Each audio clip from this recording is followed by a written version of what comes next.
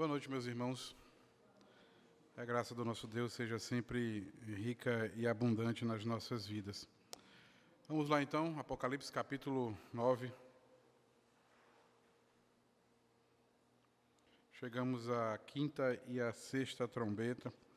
Apocalipse capítulo 9.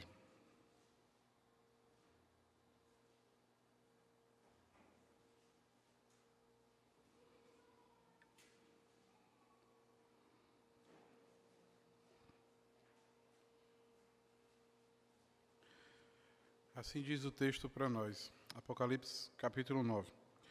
O quinto anjo tocou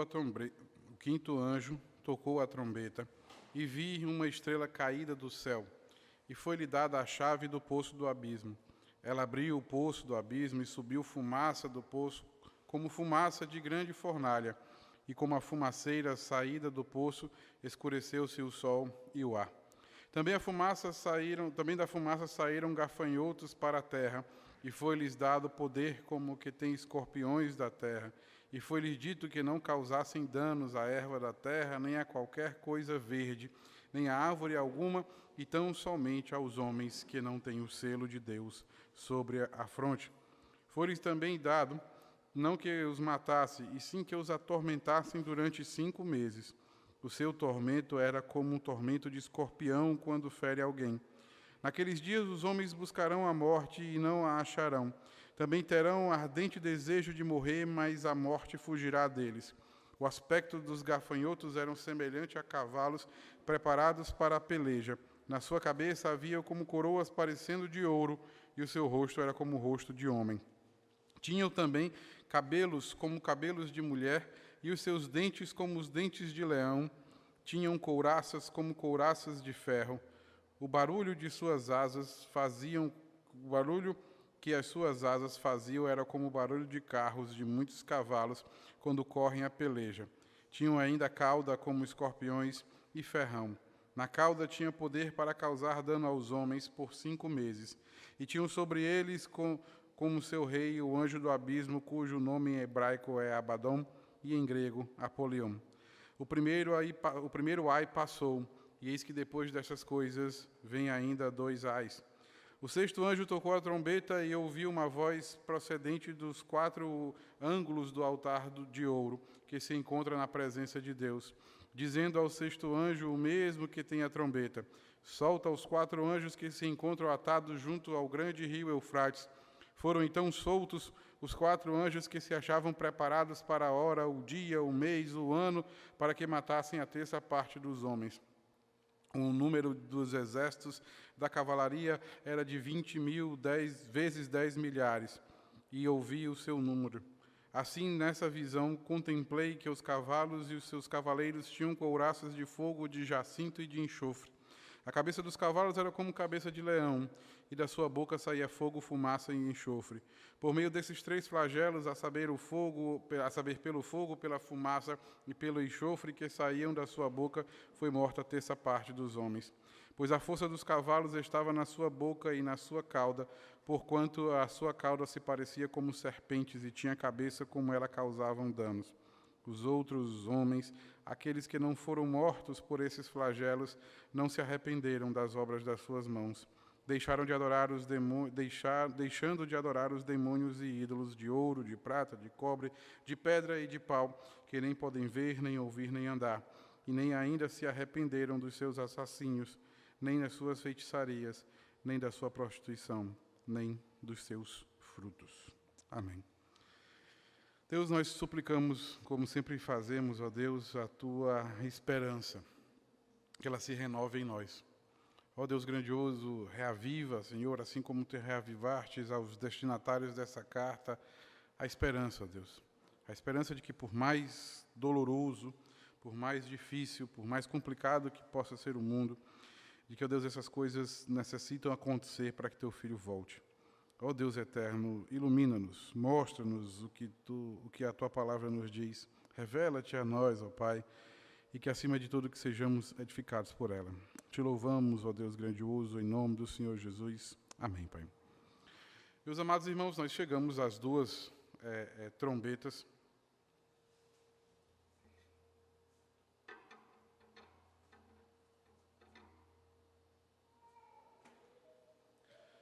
Obrigado. Nós chegamos às duas trombetas, a quinta e a sexta trombeta, e assim como vimos com os selos, tanto os selos como as trombetas, eles são divididos em 3 grupos, ou seja, o primeiro grupo contendo 4, o segundo grupo contendo 2 e o terceiro grupo contendo 1. Tanto os 7 selos, como as 7 trombetas, como depois, posteriormente, vão aparecer os 7 flagelos, todos estes, eles são divididos dessa forma. O primeiro grupo contendo 4, e vimos os 4 cavaleiros do Apocalipse, aqueles que saíam, no caso era a guerra, que gerava fome, que gerava sangue, que gerava as doenças, que gerava a peste. Depois nós vimos as mesmas trombetas, as 4 primeiras trombetas, que seria então o grande vulcão que na época dos gregos havia, na época do Apocalipse, havia se entrado em erupção e por isso havia causado muito dano, havia causado muitas perdas. E assim também como os 2 selos, o quinto e o sexto selos, refletem especificamente as questões naturais, no caso a lua de sangue, no caso aos eclipses e efeitos naturais, assim também essas 2 trombetas, elas caminham juntos e elas precisam ser interpretadas juntas. Assim como os 4 primeiros selos são interpretados juntos, os quinto e o sexto selos são interpretados juntos, assim também interpretamos as 4 primeiras trombetas juntas e assim também interpretaremos as 5, a quinta e a sexta trombetas juntas. O que é interessante para nós é de que o texto que norteia para a gente poder caminhar é, na verdade, o verso de número 13, do capítulo 8. Até por conta dessas questões, como a sociedade bíblica acaba dividindo a Bíblia em versículos, ela acaba tabulando a Bíblia em versículo, muitas das vezes os versículos acabam sendo colocados em lugares não corretamente, até porque quando eles são escritos, quando o texto é escrito, não existia versículos. Mas o verso 13 do capítulo 8, e eu peço que você volte um pouco à sua Bíblia, você possa perceber que é ele quem norteia, é ele quem nos apresenta as duas trombetas, é ele que nos apresenta a quinta e a sexta trombeta, já que o primeiro grupo, as 4 primeiras trombetas já haviam sido tocadas, é necessário que se olhe para estes grupos, esse segundo grupo. Quando ele chega no verso 13, diz assim: então vi e ouvi uma águia que, voando por meio do céu, dizia em grande voz: ai, ai, ai, dos que moram na terra, por causa dos restantes das vozes da trombeta dos 3 anjos que ainda têm que tocar. Você percebe muito claramente de que essa águia, ela não repete à toa esses 3 vezes esse ai. Quando ela diz ai, ai, ai dos que moram sobre a terra, ela não está simplesmente repetindo 3 vezes para trazer uma espécie de sublinhado ou de negrito para chamar a atenção, mas é especificamente porque são 3 ais. Isso fica muito claro para nós no verso de número 12, do capítulo 9 agora, quando ele diz que o primeiro ai passou e depois dessas coisas vem ainda 2 ais. Então significa que essa águia, ela apresenta 3 lamentos, ela apresenta 3 dificuldades, 3 ais daqueles que vão sofrer, daqueles que vão sofrer por conta da morte do Cordeiro, por conta da ressurreição do Cordeiro e por conta de não crer no nome do Cordeiro. A ideia a figura de águia, ela é muito, muito peculiar, principalmente na literatura judaica. Quando você olha para o Velho Testamento, principalmente nos profetas menores, como Oséias, Jeremias, nos profetas maiores, Jeremias, no livro de Jó, no próprio livro de Lamentações, no livro de Ezequiel, no livro de Abacuque, você vai ver que várias e várias vezes o Senhor usa a águia como uma espécie de animal que vai trazer juízo.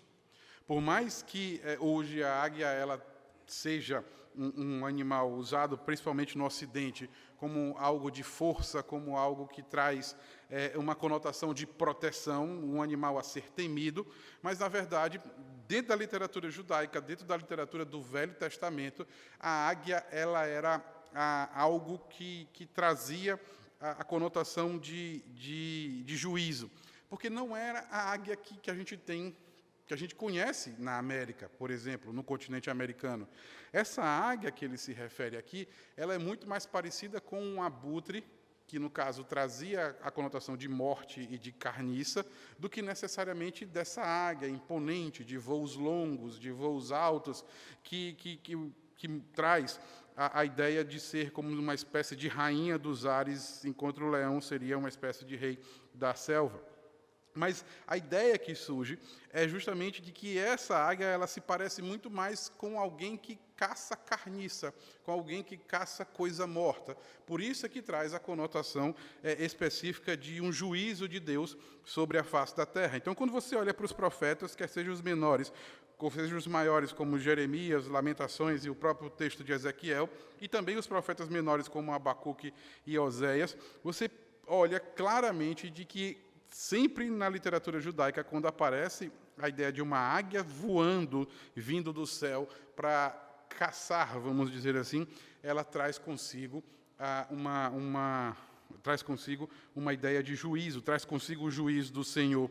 E especificamente aqui, esse é o caso desse juízo, porque aqueles que não haviam se rendido ao trono do Cordeiro, não haviam adorado ao trono do Cordeiro, não haviam crido no nome do Cordeiro e não havia crido que Jesus era o Cordeiro, esses especificamente são esses que passarão pelo juízo. Nós vimos domingo passado, isso ficou muito claro e nítido para nós, quando ele usa essa estratégia daqueles que habitam sobre a terra, esses que estão habitando na terra. Porque no capítulo 7, ele abre um grande parêntese, e esse parêntese é muito importante para nós, para dizer que aqueles que são lavados, alvejados, limpos, salvos pelo sangue do Cordeiro, não estão habitando mais na terra. No capítulo 7 é muito claro e nítido que ele viu de todos os povos, tribos, línguas e nações, de todas as tribos de Israel, de todos os povos, tribos, línguas e nações, de uma forma geral, ele viu todas essas pessoas numa grande multidão, vestidas de brancos, alvejados pelo sangue do Cordeiro, e essas pessoas estavam guardadas de todos esses ais, de todas essas trombetas.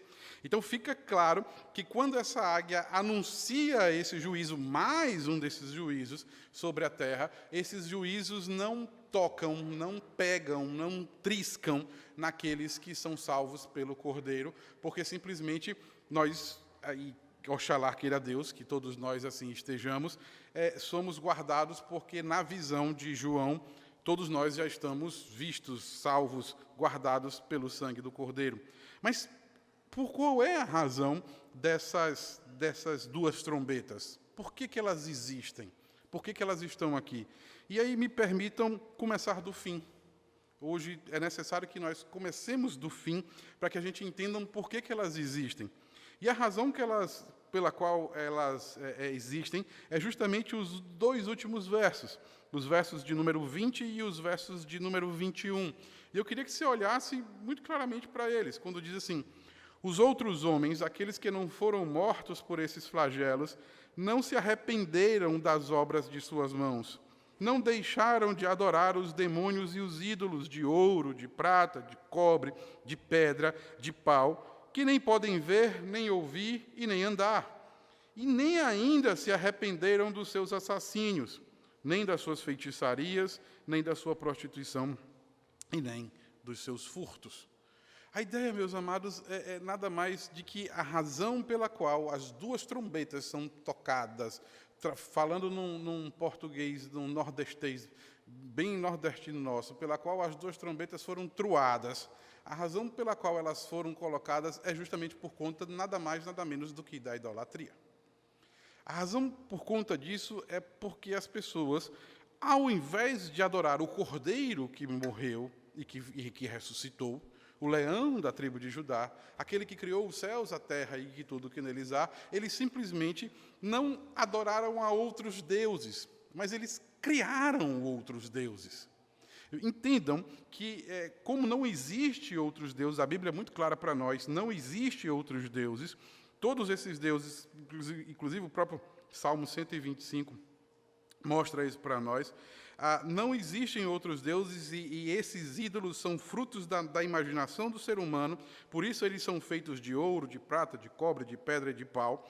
E não tem olhos, mas não veem, tem ouvidos, mas não ouvem, tem pés, mas não andam, não servem para absolutamente nada. A grande questão é que a razão pela qual as duas trombetas elas são tocadas, elas são troadas, elas são postas, é justamente porque essas pessoas trocaram a Deus pelos seus próprios ídolos. Trocaram a Deus pela idolatria. E a consequência, meus amados, dessa idolatria, que ele passa a dizer para nós, é uma consequência muito, muito latente e visível aos nossos olhos. Quando ele chega e diz que essa idolatria, que ele coloca toda no verso de número 20, ela gerou consequências de assassínios, gerou consequências de feitiçarias, gerou consequências de prostituição e gerou consequências de furtos. E basta nós olharmos, fazermos um mísero pequeno exercício, que nós vamos ver que quanto mais um povo se afasta de Deus, quanto mais um povo cria os seus próprios ídolos, quanto mais um povo aparta do leão da tribo de Judá, da raiz de Davi, quanto mais um povo simplesmente se joga na idolatria, mais feitiçaria, mais violência, mais a prostituição e mais furto, no caso, violência também, é um povo cheio disso. Basta nós olharmos, meus amados irmãos, para a sociedade ocidental e nós vamos perceber isso. Basta nós olharmos para as questões das outras religiões e nós vamos perceber que todos esses elementos, assassínios, feitiçarias, prostituições e furtos, eles são, de certa forma, fazem parte da cultura, fazem parte do movimento da cultura local, de que quanto mais você se abdica de Deus, quanto mais você caminha fora de Deus e quanto mais você serve aos ídolos criados pelas suas próprias mãos, mais você vive isso de uma forma muito comum. E o que dói no coração é de que essa parte comum, essa parte trivial, essa parte ordinária é algo latente de todas as sociedades. Se você parar para prestar atenção, ninguém se importa mais com a questão do furto. Ninguém se importa mais com questões de feitiçarias. Ninguém se importa mais com a prostituição. Ninguém se importa mais até mesmo com tirar a vida de alguém, porque isso se torna comum na vida de uma sociedade. Quanto mais idólatra uma sociedade mais esses elementos são latentes na vida da sociedade. E quanto mais latente na vida da sociedade, mais comuns eles são. Por isso a revolta de Deus é de que, por conta de tudo que ele fez, criou os céus, a terra, o mar e tudo que neles há, eles simplesmente não se arrependem das obras das suas mãos. A idolatria levou a sociedade ao caos.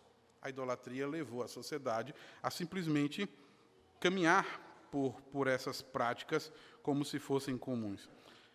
Mas Deus tocou as trombetas.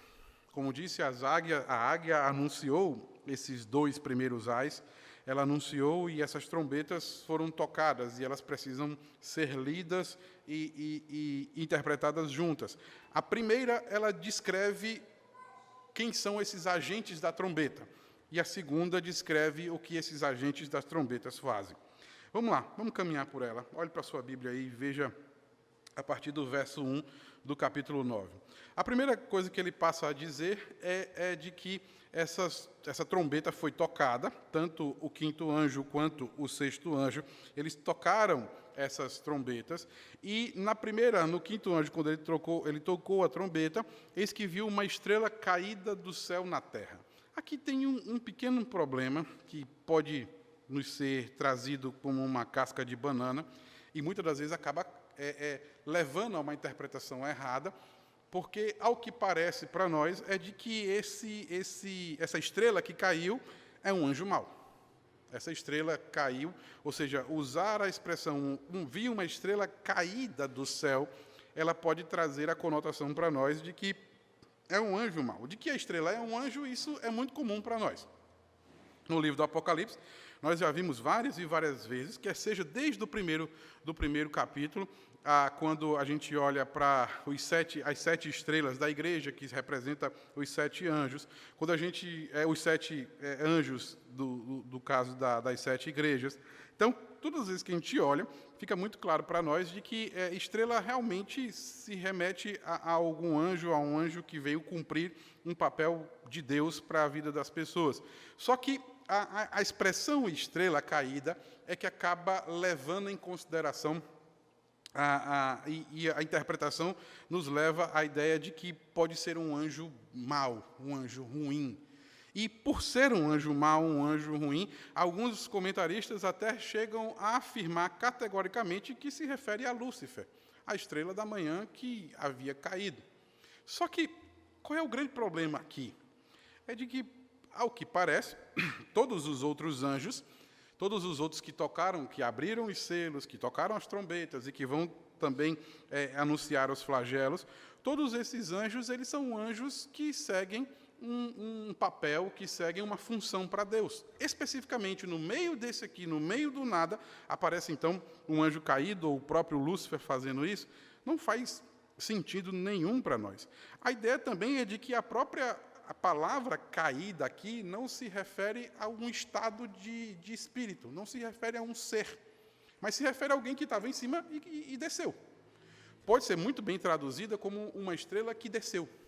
Eu vi uma estrela que desceu, o que remota também a velha possibilidade de ser um anjo que veio executar uma ordem de Deus. Então, fica muito claro, até por não haver nenhum outro paralelo, até por não se referir nem ao rei de Tiro, que lá no caso é Adão, em Ezequiel, que não se referia a quando Jesus nos diz lá em Lucas, que viu Lúcifer caindo do céu como uma estrela, não é especificamente isso. Não se refere a um anjo caído, porque em nenhum lugar do Apocalipse, em nenhum momento aparece um anjo caído no meio do altar do Senhor, junto dele. Não aparece isso. Então fica muito difícil nós entendermos e acharmos que isso seja um anjo mau, ou principalmente que seja o próprio Lúcifer em pessoa. Mas, na verdade, é um dos anjos, daqueles anjos que ficam no altar do Senhor e que são anjos que vêm cumprir as suas funções. E então aparece justamente de que esse é um ser angelical que veio cumprir a vontade de Deus.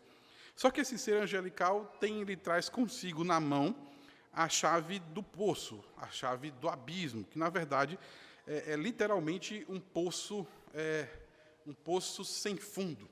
A melhor tradução seria essa, de que ele tem na sua mão um poço sem fundo. Só que qual é a grande questão? É que essa expressão poço sem fundo, abismo, que é traduzido por abismo, é a mesma palavra que é usada lá em Gênesis capítulo 1, quando diz que o Espírito de Deus pairava sobre a face do abismo. Como é que pode uma coisa funcionar com a outra?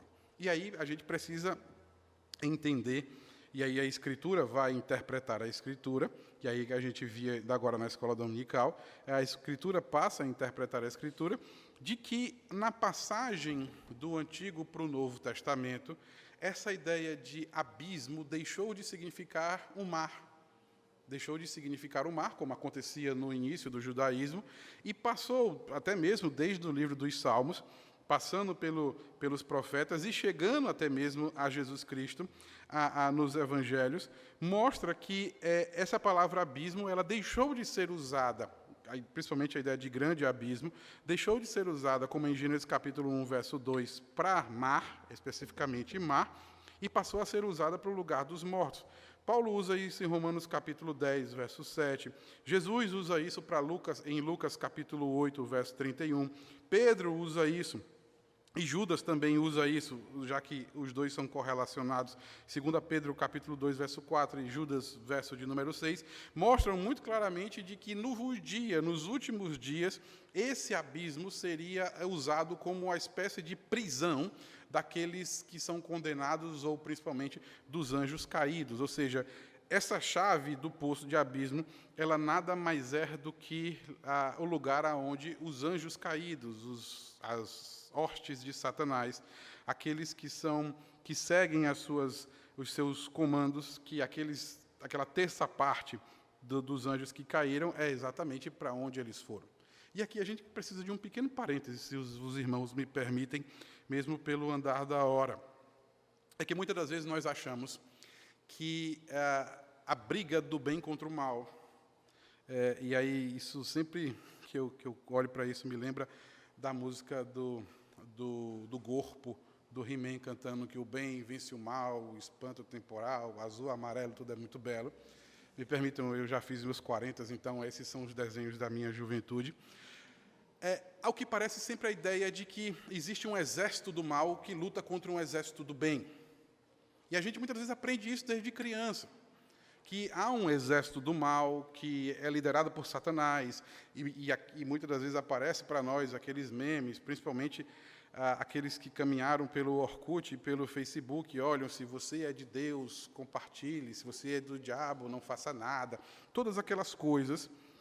Só que quando nós olhamos para a Bíblia vai nos dizer justamente o contrário.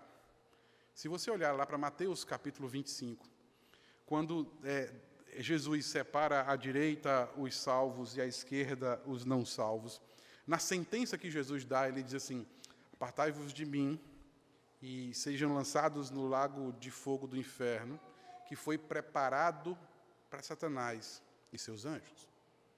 A ideia, meus amados irmãos, é de que Satanás e seus anjos não estão em guerra contra Deus. Satanás e seus anjos não têm autoridade para guerrear contra Deus. Satanás e seus anjos, literalmente, eles obedecem às ordens de Deus. Porque eles, como o próprio texto mostra para nós, eles foram aprisionados. E não só aprisionados, mas eles foram soltos. Por que eles foram soltos? E aí é justamente o que o texto diz para nós. O verso de número 2 começa a dizer que esse fosso, esse grande abismo, esse poço sem fundo, ele foi aberto. E quando ele foi aberto, houve então a fumaça, e essa fumaça como uma grande fornalha. Novamente, o apóstolo João usa textos do Antigo Testamento para demonstrar a ira divina, para demonstrar como Deus, na sua ira, por conta daqueles que abandonaram a Ele, por conta daqueles que criaram falsos ídolos, por conta daqueles que se transformaram em assassinos, feiticeiros, prostitutos e ladrões. Por conta de todas essas coisas, Deus então se ira contra eles. E o próprio texto de Joel, capítulo 2, quando vai falar a respeito do dia do Senhor, em que Ele virá para aniquilar aqueles que são pecadores e virá para salvar, o texto de Joel, capítulo 2, é o texto que norteia todas essas duas trombetas. Tanto que em Joel, capítulo 2, que vai falar a respeito do gafanhoto, tanto em Joel, capítulo 2, que vai falar a respeito da vinda do Senhor, tanto que em Joel, capítulo 2, que vai falar especificamente quando fala de que da ira de Deus, das suas narinas, sobe fumaça, e como sangue e fogo e uma coluna de fumaça é caracterizado o dia do Senhor, o dia da volta do Senhor.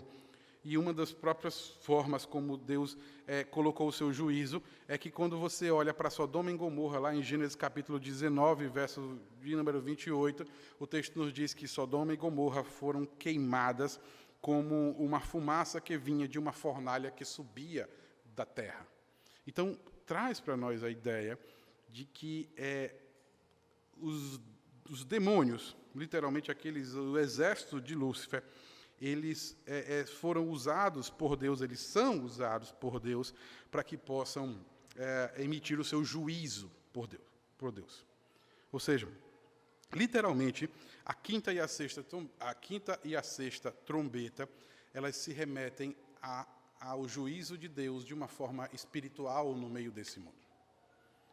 Ele fala categoricamente, claramente para nós, de que estes que são soltos do poço sem fundo, literalmente são aqueles que foram condenados pela rebelião que acontece na criação, no início da criação, quando 1/3 do exército de Deus acaba caindo por conta de se rebelar contra ele. Só que esses demônios, esses anjos caídos, eles são jogados na terra para causar dano às pessoas. Note que essas duas trombetas, elas são diferentes das outras. Porque nas outras trombetas, especificamente, elas atingiam as obras da criação, o mar, o céu, a natureza.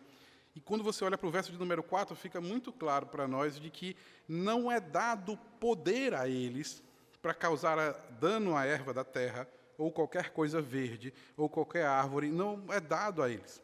E aqui, meus amados irmãos, são duas questões bem simples que a gente precisa entender. É de que essas hostes de Satanás, elas não são desordenadas. Como eu falei para vocês, não existe a batalha do bem contra o mal. Não existe o exército de Deus contra o exército de Satanás. Não existe. Aqui é literalmente ordenado. É ordenado e coordenado. As duas coisas. Porque eles não podem fazer absolutamente nada daquilo que não foi dado poder a eles. Eles não podem triscar em nada que não foi dado poder a eles. Eles não podem se rebelar novamente e fazer aquilo que dá na sua cabeça, por mais que eles tenham vontade de fazer o mal. Mas eles não podem fazer nem a alguma coisa, nem a alguém, e nem da sua própria vontade. Porque, literalmente, as trombetas são para os idólatras, as trombetas são para aqueles que não se rendem aos pés de Jesus Cristo. E isso fica muito claro para nós quando chega no verso número 4. Eu queria que você olhasse para a sua Bíblia, fica muito claro isso. No verso número 4, quando diz que eles não poderiam tocar, meus amados irmãos, causar dano, eles não podem tocar em coisa alguma, nem na natureza, eles não poderiam tocar em nada disso, e nem naqueles que têm o selo do Cordeiro, daqueles que as suas vestes foram lavadas, alvejadas pelo sangue do Cordeiro. A ideia, meus amados irmãos, é por que ele faz isso? É muito simples. É porque nós estamos guardados já. Não tenham medo das trombetas de Deus. Elas são frutos, elas são juízos para aqueles que são idólatras. Elas são juízos para aqueles que não adoram ao Cordeiro, que não foram lavados, não foram alvejados pelo sangue do Cordeiro. A ideia, meus amados, é de que essas coisas elas acontecem porque Deus não tolera a idolatria. Deus não tolera ser trocado por falsos deuses. Deus não tolera ser trocado por estátuas, postes ídolos, criaturas fruto da imaginação do próprio ser humano. Mas aqueles que são salvos, selados pelo sangue do Cordeiro, esses são intocáveis. Nós não temos que ter medo dos demônios. Nós temos que ter medo de nós mesmos, do que o pecado faz nas nossas vidas. Nós não temos que ter medo de demônios. Nós não temos que ter medo de questões espirituais. Porque nós somos salvos, lavados, selados com o sangue, com o selo real. Nós estamos selados e fica muito claro que diz, eles não podem triscar sequer em nós, porque nós temos o selo de Deus na nossa fronte, que depois vai ser explicado mais lá na frente. Mas aparecem, então, duas expressões aqui, meus queridos, no verso de número 5 e no verso de número 9, no verso número 10, desculpa, aparece a expressão 5 meses, que é a mesma expressão antiga, lá que a gente viu domingo passado, quando fala a respeito de 3 horas, quando fala a respeito de 3 dias, de 3 horas, se não me engano, é justamente para demonstrar de que esse atormento, essa forma como os demônios agem no meio da humanidade, ela não é completa, ela não vai ser para todo sempre. Ela tem um começo e um fim. Ela tem um propósito, e não só tem um propósito, mas ela tem um propósito e tem um tempo para ser feito. Então, não é eternamente, mas é justamente até as trombetas terminarem de serem tocadas e os flagelos terminarem de vir, e então isso aí acaba, isso aí literalmente acaba e eles voltam, são jogados no lago de fogo, quando a gente vai ver mais lá na frente. O que eu acho bem interessante, meus amados irmãos, é a reação da humanidade e a forma como ele descreve esse aspecto dos demônios. A reação da humanidade é que eles tentarão a morte. Buscarão a morte, mas não acharão. Ou seja, eles tentarão, não haverá mais sentido na vida das pessoas. Não haverá mais razão da existência das pessoas. E simplesmente o que a gente mais vê, é o que a gente mais vê. Quanto mais um povo se distancia de Deus, quanto mais um povo idólatra, mais eles não têm sentido da vida. Não há razão da sua existência. Mas esses aspectos, olha como ele vai dizer. Ele vai dizer que eles são semelhantes a cavalos de guerra, cavalos preparados para a peleja. Eles são poderosos, têm coroa, seus rostos são como de homem, mas seus cabelos como de mulher, seus dentes como de leão, e para demonstrar exatamente de que eles vêm para destruir mesmo. Sua couraça, ou seja, sua armadura é como de ferro, o barulho de suas asas como barulho de carro, e assim vai a peleja. Mas isso, como é ordenado e coordenado, isso só dura por 5 meses, ou seja, é por um período, não é para sempre. E aí, então, eles dizem que eles têm um rei, eles têm alguém que eles seguem, que é justamente Abaddon ou Apolion, que, na verdade, é o próprio Lúcifer, o próprio Satanás, que vai aparecer lá na frente como uma das bestas, principalmente a besta que emerge do mar. Depois, o que eles vão fazer? O que eles acontecem? E aí vem a sexta trombeta. A sexta trombeta é justamente para mostrar o que eles vão fazer. E aí o texto vai nos mostrar que ouviu uma voz procedente dos 4 ângulos do altar de ouro. Aqui não é ângulo, aqui é chifre mesmo, a palavra aqui é chifre, não é ângulo. A ideia é justamente de que dos 4 altares havia, nos 4 cantos do altar de ouro, que é onde Deus se encontra, havia 4 chifres para demonstrar a completude do poder, ou seja, o número 4, a gente já viu, significa completude. Então, era o poder máximo, o poder sobre ele, porque mostra que todas essas coisas, por mais que sejam espirituais, elas são coordenadas e ordenadas por Deus, que é aquele que se encontra sentado no trono, e do qual do altar é de onde saem as trombetas para serem tocadas, como a gente já viu. E aí mostra muito claramente para nós de que esses 4 anjos, esses 4 malditos, me permitam usar essa expressão, mas é assim eles são, esses 4 malditos anjos, que eles estavam presos, estavam guardados para o dia do juízo do Senhor. E eles vêm sozinhos, mas o seu exército é de 20 miríades, ou seja, de 20.000 vezes 10.000, cada miríade é 10.000, desculpa. Então ele vai dizer que era muita gente, eram pessoas demais, eram demônios demais, e eles vêm especificamente para trazer a desgraça no meio do povo. E que desgraça é essa que eles vêm trazer? Assassinato, feitiçaria, prostituição e furto. É isso que eles produzem na humanidade. Quando você pode olhar, meus amados irmãos, quanto mais distante, quanto mais idólatra, quanto mais os demônios agem no meio da sociedade, mais assassinos, mais feiticeiros, mais prostitutos e mais furtos você tem numa sociedade. Tudo isso, meus amados irmãos, é fruto da natureza pecaminosa do homem, mas é fruto muito claro para todos nós das hortes de Satanás para trazer juízo ao meio do povo, para trazer juízo para aqueles que não se renderam ao Cordeiro que foi morto. E o que eles fazem? Nada mais, nada menos do que destruir, do que matar, do que destruir a sociedade, como a gente vê todos os dias. Não só a fornicação, não só a prostituição, não só os furtos, não só as feitiçarias, não só assassinatos, mas literalmente a depravação de uma sociedade é fruto do juízo de Deus para com o povo que não lhe rende glórias e adoração. Mas disto posto isso, meus amados irmãos, eu creio que o texto tem muitas lições para nós, que talvez pudéssemos caminhar por bastante tempo.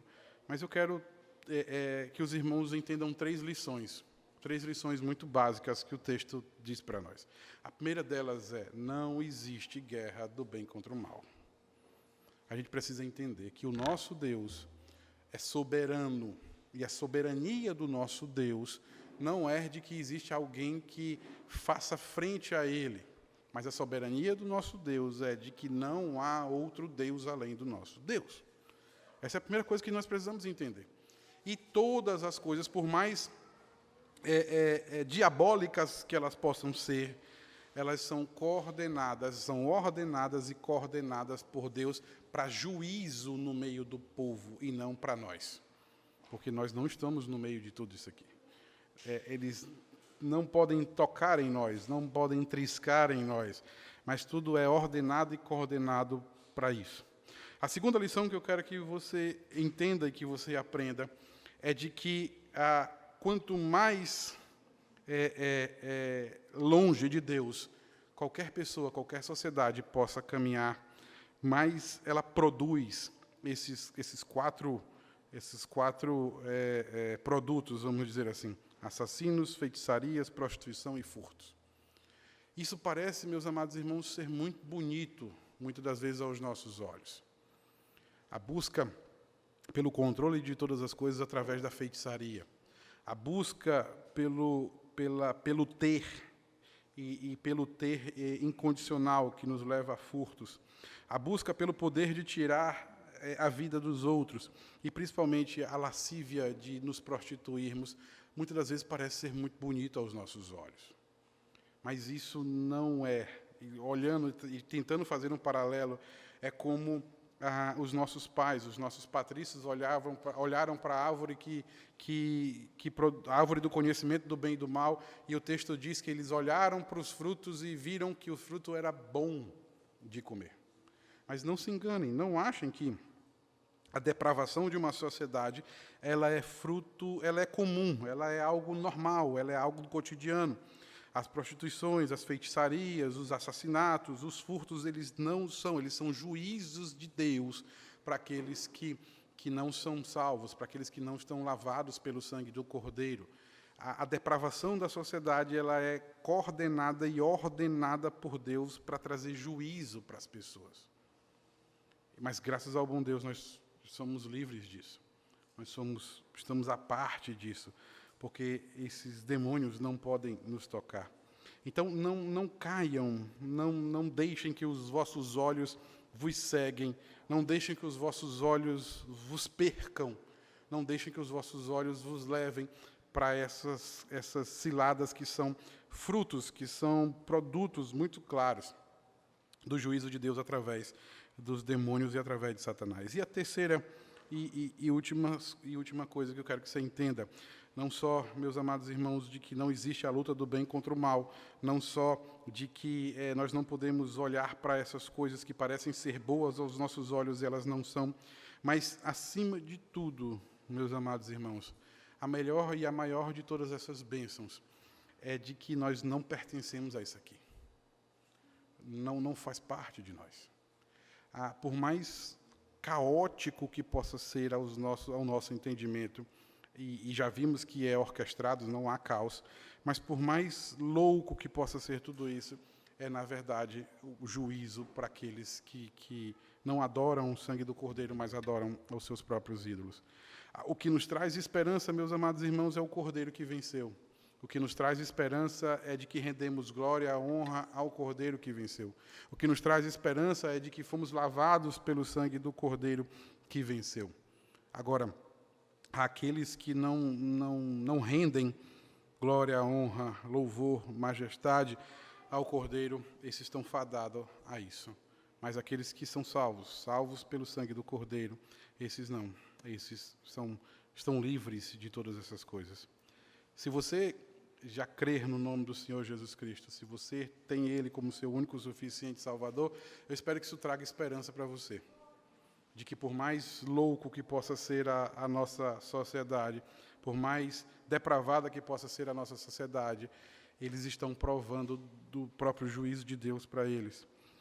Mas se você ainda não crer no nome do Senhor Jesus, e ainda olha para essas coisas como se fossem boas, e ainda cai nas ciladas de Satanás, eu lhe convido a você render, a abandonar os seus ídolos, abandonar os seus deuses, que, mesmo sendo de prata, de ouro, de cobre, de pedra, de pau, porque eles não servem para absolutamente nada, e rendam glórias ao nome do Senhor Jesus. Que Deus nos abençoe e nos guarde.